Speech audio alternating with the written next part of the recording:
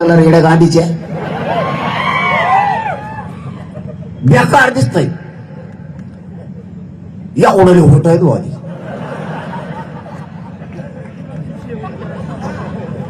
त्याच्या आईनं बिचारे त्या माऊलीनं लहानपणी त्याला गरम दूध पाजेल होतं काकानं फुकीला नव्हतं काकानं फोटो बोलून एवढा झाले त्याचे गरम दूध पाजेला फुकीलच नाही वाटतं बिचारीने होतं एवढा झाले त्याचे बेकार दिसताना प्राणी देव पहिल्या तिथे असा धडा होता बघा ते मोहनचे थोडं हडप्पा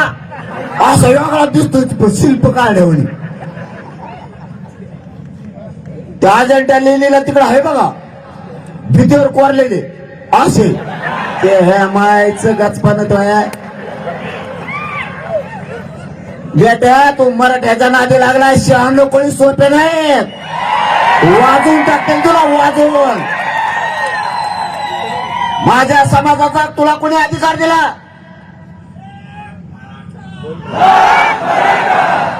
इतका गैरवापर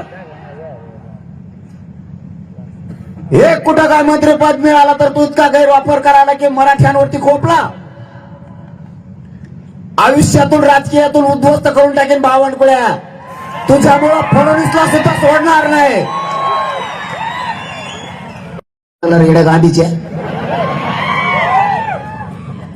बेकार दिसतय या ओढले होत आहेत वादी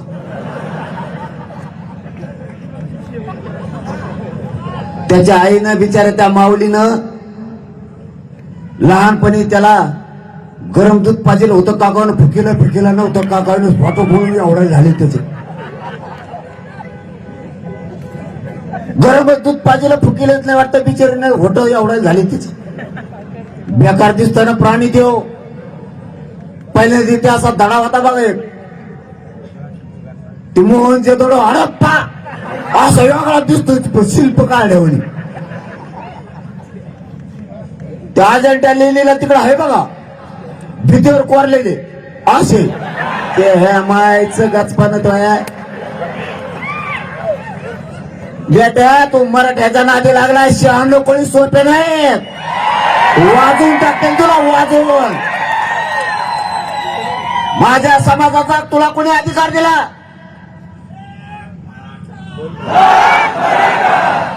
इतका गैरवापर एक कुठं काय मंत्रिपद मिळाला तर तू इतका गैरवापर करायला की मराठ्यांवरती खोपला आयुष्यातून राजकीयातून उद्ध्वस्त करून टाकेन बावनकुळ्या तुझ्यामुळं फडणवीसला सुद्धा सोडणार नाही